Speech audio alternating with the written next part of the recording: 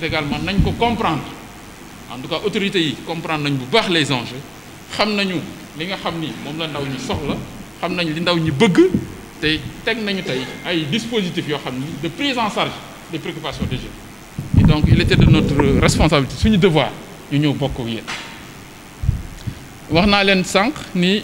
conseil des ministres bi passé président de la république demandé na au gouvernement et joxe na ay orientation pour ñu mobiliser enveloppe bu 350 milliards pour programme d'appui et d'assistance aux jeunes sur les 3 prochaines années te ren lay commencer ci ren rek il a demandé au ministre des finances ak gouvernement bi ñu réaménager le budget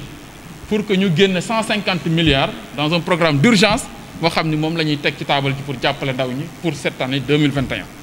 donc loolu dafay jaadu ngeen xam ko xam ni président de la république jël na ay mesures yu arji te suñu responsabilité la ñu bokk kook jeunes yi waxtaane kook ñoom ñëpp xam ko mais également ñu encadrer ndaw ñi pour ñoom it ñu xam mesures yooyu président de la république jël nan la ñu war a def ba jeune bu ci nekk mën ci gis boppam mooy encadrer leen ci formation ci formation mais également encadrer leen ci montage de projet ndax ndaw ñu ku nekk am na idée de projet ku nekk am na idée wu créer start-up ku nekk am na créer wu idée wu teg dëgg sa benn programme boo xam ni xalaat nga ni soo ko exécuter di nga am loo suturlu mais souvent comme ne wax formation mooy des mais également même suñu la financé yenn saa yi suivi bi day manqué mooy encadrement pour que financement boobu ñu jox la nan nga koy dérouler gérer ko ba mu yaxan donc mu commencé jur dara nga gis ni di nga am investissement bi dina dox nga ci gagner dara mais également di rembourser li nga xam ni moom lañ la teg sa loxo waaw te loolu lépp day demander vraiment encadrement donc dafay jaadu kon yenn responsable yi ñu waxtaane ko ak yéen ngeen xam ko nekk les porteurs ndax le leadership loolu la yéenay leaders yi yéen ne ci kanam il faut que donc vous soyez bien informés pour ngeen mën a constituer ay relais auprès des autres jeunes mais également ci loolu ngeen également profiter de l'occasion pour sensibiliser jeunes ci vraiment attitude responsable yi ñu war a am te wane ngeen ko à Thiès mais également au-delà de Thiès nga def ko ci Sénégal bi yëpp ndax jeune moom li waa Thiès di dund moom la waa Dakar di dund moom la waa Pikine di dund moom la waa Saint-Louis di dund kon li ngeen di dund Thiès mën ngeen ko bokk ak seen yeneen moroom yi wala su ngeen waxee li ngeen di dund ak nan ngeen ko xalaate saafara ñeneen ñi suñ ko déggee mën na dugg seen nopp kon dafay jaadu ci ñun ñu partager ak yéen vraiment wax leen daal ni vraiment y a des opportunités réelles waaw te ci côté boobu xam ngeen ni man ministère bi ma yor mooy ministère de l'économie numérique et des télécoms économie numérique tey mën naa numérique d'une manière globale li muy offrir comme opportunité kenn xamul nu mu toll te ci loolu l'année dernière président de la république 3 milliards la defoon ci numérique bi ren président de la république def na ci 15 milliards cela veut dire bépp jeune bu am projet boo xam ni dugg na ci mbiru numérique ñun pare nañu ak waa DER jàppale la pour financer la ko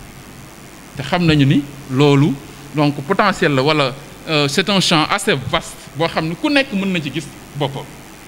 beneen bi mooy ñu ngi ciy liggéey ak waa DER wax nañ leen ko ñu def en sorte que procédure yi war a mën a gaaw mooy ni ñuy traiter dossiers yi pour jàppale jeunes yi suñu déposer projet ñu étudier ko examiner ko ba financement bi génn jàpp nañ ni war na nekk lu ñu war a baral te ñun jàpp nañu ni entre 15 jours ak 1 mois war nañ mën a traiter un dossier jàppale jeune bi mu jël financement am commencé surtout mbiru économie numérique ndax su fekkente ni ci mbiru télécom la mooy mbiru téléphone yi la ak mbiru transfert d'argent ak yeneen services yi ci topp tey ku nekk mën naa ni am nga ci ay éléments de base mooy ku nekk am nga ci ay quelques notions ndax ñëpp a koy def maintenant il suffit ñu former la jox la quelques rudiments pour nga mën a demal sa bopp ba tax na ci loolu aussi vraiment ñu ngi ciy xalaat ci ay formation yoo xam ni dañ koy def ay formation courte yoo xam ni maximum 15 jours à 1 mois nga am les instruments les rudiments pour mën a traiter ce dossier dans ce business dans l'économie numérique waaw yooyu yëpp ay xalaat la yoo xam ni dañ koy xalaat ci ministère bi pour jàppale président de la République ci préoccupation bi mu am pour ñu assister ndaw ñi pour ñu am lu ñu sutur la am ñu lu ñu jàpp donc loolu tamit dafay jaadu fi nga xam ni moom fii laa dëkk muy Thiès te ñun ñu bokk lépp ma bokk ak yéen projet yi nga xam ne ñu ngi koy waxtaane ci ministère bi ak ci gouvernement en tout cas di leen féliciter encore di leen encourager ci attitude responsable bi ngeen xam ni am ngeen ko Sénégal yëpp donc naw leen ci mais aussi ngeen continuer di sensibiliser jeunes yi mais également di jàpp ji ci vulgarisation programme yi nga xam ni gouvernement bi tëgg na ko ngeen partager di ko partager ak seen xarit yi seen moroom yi mais également di ko vulgariser mais j'ai demandé aussi à ce que ñu indi genre innovation mooy structure yi nga xam ni ñoo doon accueillir projet jeunes yi bu mu yemati rek ci ay mën naa ni dem ba Dakar déposer au niveau de la DER wala ci préfecture yi wala ci gouvernance yi nañ ko def ci instruments yi nga xam ni ndaw ñi moom la ñu utiliser tey que muy Facebook que muy WhatsApp que instruments yi nga xam ni jeunes yi ci la ñu nekk di ci yëngu ñu wutal leen ci ay plage yoo xam ni dinañ mën a déposer seeni projet par ces canaux là mais du tere aussi li nga war a déposer formellement au niveau de la préfecture wala au niveau de l'inspection départementale de la jeunesse nga mën ko fa déposer pour ñu traiter ko aussi comme ni mu waree mais également il y a les procédures dématérialisées mooy par le site de la DER mën nga déposer ak benn plateforme déposer ce projet donc ñu jot ko traiter ko même mën nañ la dimbali formaliser la mooy soo bëggee NINEA registre de commerce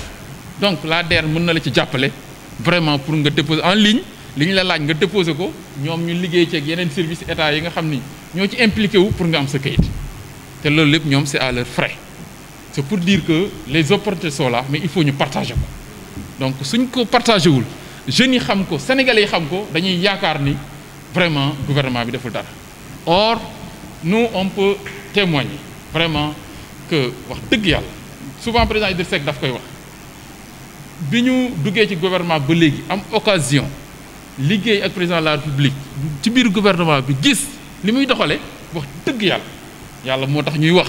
li ñu gis mu koy mobiliser ci énergie ci liggéey ci engagement pour ndaw ñi ak le Sénégal honnêtement ça a dépassé nos attentes donc kon yàlla rek a tax ñuy wax kon loolu dafay jaadu ñu seede ko donc ñun dafay jaadu aussi ñu bokk ak yéen ndax président Idrissa Seck xam ngeen du waxantu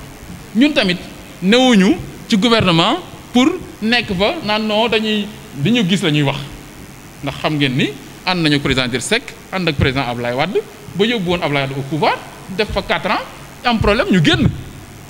ndax lañ fa gisoon neexuñu wala lañ fa gisoon doyuñu woon mais li ñu gis tey doy nañu te gis nañu vraiment président de la République au quotidien mu ngi liggéey pour le Sénégal au quotidien mu ngi liggéey pour la jeunesse loolu nag suñ ko gisee dañ ko war a séede bokk ak sénégalais yi mais aussi bokk ak waa parti bi ngeen xam loolu ci de 2012 ba léegi barki démb bi muy génnee projet yi nga xam ne financé na ko wala mobilisé na ko ay financement lu jëm ci ndaw ñi ëpp na 700 milliards de francs CFA peut-être maintenant am na problème mu efficacité dans les interventions efficacité dans les actions ak également un problème de communication loolu y a une prise de conscience boo xam ne am na au niveau gouvernemental